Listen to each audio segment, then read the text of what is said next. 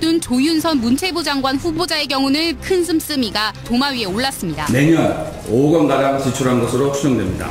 국민들께서 보시기에 상상할 수 없을 정도의 지출이 과도하고 동료들이나 후배들에게 베푸는 것이 너무 몸에 배어 있어서 저금을 하면서 지내지는 못한 것 같아요. 예, 마지막에 들은 그 목소리가 조윤선 후보자 목소리인 거죠. 베푸는 삶을 사느라고 생활비가 좀 많이 나갔다. 이런 얘기인 것 같습니다. 바로 이 조윤선 문화체육관광부 장관 후보자 청문회가 오늘 열립니다. 앞에서 말씀드린 것처럼 시작도 전부터 뜨겁습니다. 우선 조윤선 후보자 부부의 1년 생활비가 5억 원이었다는 보도가 나오면서 관심이 모아졌고요. 그 뒤로도 줄줄이 여러 가지 의혹이 제기가 된 상태입니다.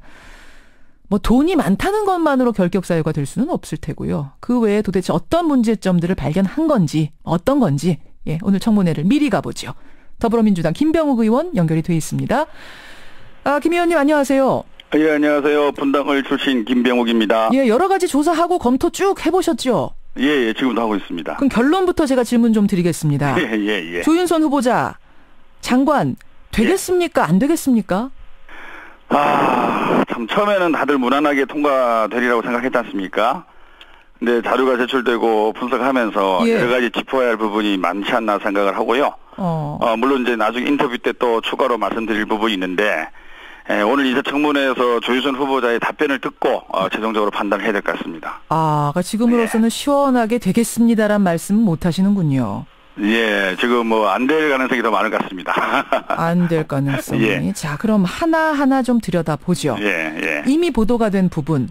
네. 1년에 생활비로 5억 썼다 이 부분인데 여기에 대해서는 베푸는 삶을 살다 보니 그랬다. 이렇게 해명을 했어요. 그렇죠. 어떻게 보세요? 이 생활비 부분은. 이게 이제 물론 아까 앵커님께서 말씀하신 대로 자본주의에서 돈이 많다고 뭐 소비를 좀 더 한다고 이게 다 잘못이라고 생각하지는 않습니다. 근데 아까 말씀하신 대로 3년 반 전에 여가부 장관 인사청문회 때 이미 이것이 드러난 내용이었고요.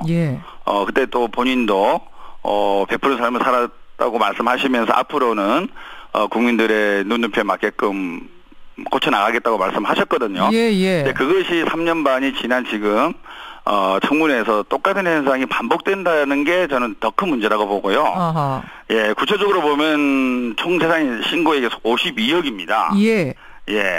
그리고 그 관보에 기재된 2013년도 재산이 46억이에요. 그러면 5억 1천만 원이 늘었단 말씀입니다. 그러네요. 예, 늘었는데 그 52억 에서 5억이 늘었는데 총 그 기간에 소득이 34억이었습니다. 그리고 세금이 11억이었고요. 그러면 약 한 23억 4천에서 증가액 5억을 빼면은 한 18억 3천이 나옵니다.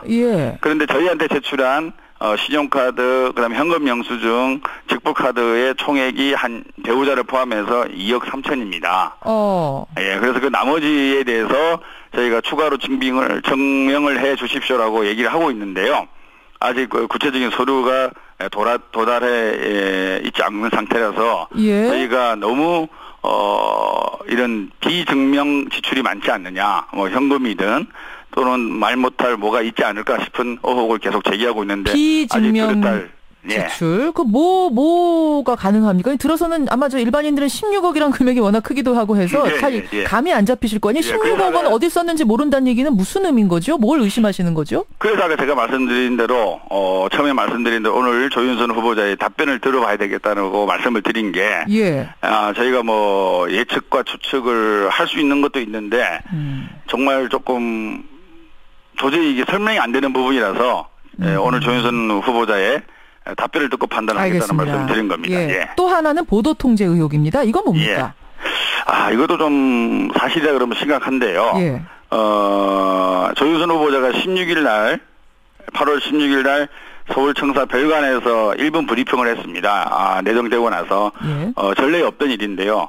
그러다 보니까 이제 기자들 사이에서 이건 뭐냐 이런 어떤 얘기가 나왔고 또 질의응답도 받지 않았습니다. 그래서 국민일보에서 좀 부정적으로 이 부분에 대해서 칼럼을 준비하고 있었는데 문체부 측에서의 연락이 와서 국민일보 칼럼의 제목과 내용 자체가 바뀌었다. 이런 내용의 기사가 미디어 오늘에 실렸습니다. 그리고 그 외로 예. 그 외로 다른 조윤선 후보자의 불리한 기사가 인터넷 신문에 올랐다가 예. 수정되거나 또는 삭제된 경우도 있고 해서요. 그것도 역시 문체부 관계자가 전화를 한 겁니까? 예, 그거는 미디어오늘 기사에 의하면 문체부 관계자가 시인한 부분입니다. 아니 문체부 관계자가 왜요? 지금 장관이 된 것도 아니고 후보자인 사람의 어떤 기사를 위해서 전화를 해서 고쳐달라 이렇게 요청을 한다는 게 이게 예, 인사청문회를 함에 있어서 문체부 직원들이 일부 도와줄 수는 있다고 알고 있습니다. 그런데 이런 불리한 기사마저 전화를 통해서 유형무용의 얘기를 한다는 자체는 반드시 오늘 짚고 넘어가야 될 부분이라고 생각하고 있습니다. 아직 해명이 나온 건 없습니까? 이 부분에 대해서? 예. 알겠습니다. 예. 그 부분의 답변도 우리가 들어봐야 될 거고. 예. 자녀가 인턴으로 채용되는 과정에서도 이게 자격이 안 됐는데 채용이 됐다. 또 뭐 외국에 있는데 화상 카메라로 면접을 하게 해주는 이런 특혜까지 받았다. 이런 논란도 있더라고요. 예. 저희 의원실에서 이제 여러 의원님들이 계신데요. 저희 의원실에서 파악한 거로는 이제 뭐 유명 엔터테인먼트 회사에 1년간 한 달간 인턴으로 근무한 경력이 따님의 자료에 나와 있습니다. 예. 근데 그 전에 저희가 모 엔터테인먼트 회사에 모집 채용 공고를 쭉 훑어봤는데요. 예. 공개적으로 채용한다라는 모집 공고문이 없었습니다. 그러면은 공개적으로 채용한 것이 아닌 사적으로 채용한 것으로 결론 날 수밖에 없는데요. 그 부분에 대해서 그 모 엔터테인먼트 회사는 인정을 하고 있습니다. 알겠습니다. 자, 이것들에 대한 해명도 뭐 이미 보도가 된 거예요. 어떤 해명이 나올지 좀 듣기로 하고요. 네. 여기까지는 이미 보도가 된 의혹인데 이것만입니까? 아니면 이 이상의 것들도 조사해 보니까 또 있습니까? 지금 저희가 이제 오늘 청문회에서 또 가장 크게 다뤄야 할 부분이 어제 저녁에 또 발견이 됐습니다. 어떤 건가요? 조윤선 후보자의 배우자께서 변호사라는 직업을 갖고 있고 국내 가장 큰 대형 로펌에 근무를 하고 있습니다. 김현장에 근무하시는군요. 예.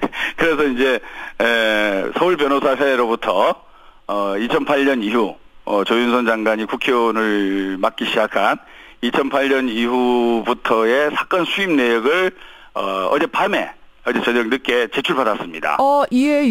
예. 어제 늦게 제출을 받았는데 저희도 너무나 놀라서 과연 이게 사실일까라고 저희 의원실에서 계속 쳐다보고 있는데요.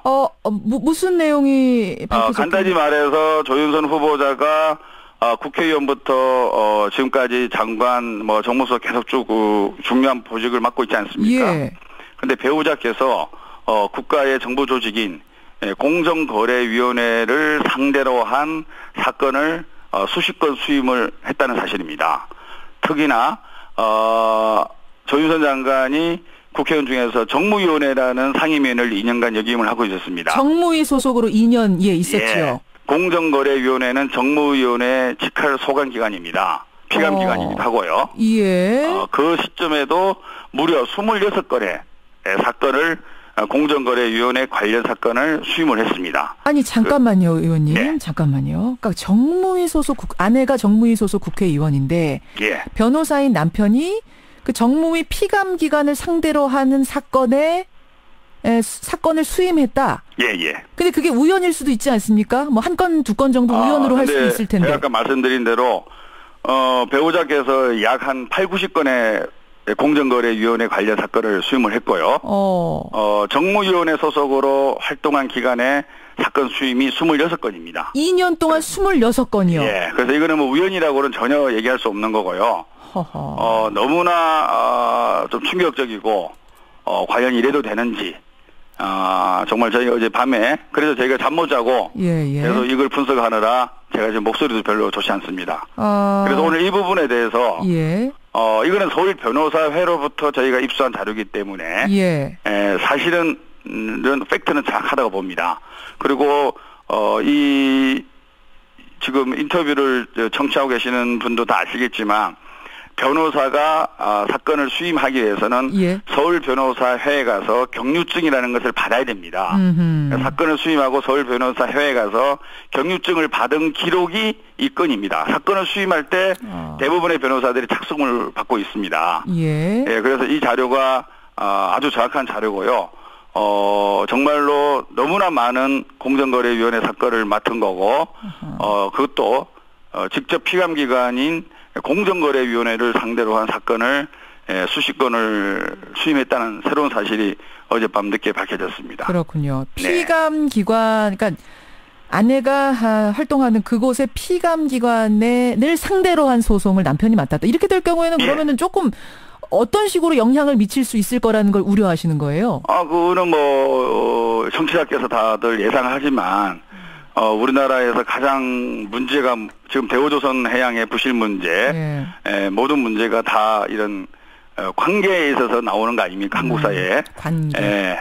서로와의 관계 또 알아서 봐주기, 또는 밀어주기, 이런 어떤 사회적 나쁜 관습이 한국의 구조적 모순을 해결하지 못하고 계속 패습이 이어지고 있거든요. 누가 보더라도 배우자 간의 관계가 한 분은 정부기관의 장이고 한 분은 정부기관을 대상으로 한 사건의 수임인이고 누가 봐도 이거는 문제가 많고 그 결론이 어떻게 나리라고는 충분히 예측할 수 있는 사안이기 때문에 알겠습니다. 지금 저희 우리나라의 국회의원 윤리규범에서도 이거를 금지를 하고 있습니다. 금지를 하고 있는 거군요. 그러니까 이게 도덕적으로만 문제다 이게 아니라 금지 리스트에도 들어가 있는 겁니까? 당연합니다. 그렇다면 문제가 이게 간단치만은 않네요. 그러니까 씀씀이 크다, 호화 생활했다 이런 국민정서법에 걸리는 문제가 아닌 그 이상의 문제가 될 수 있다는 말씀이시군요.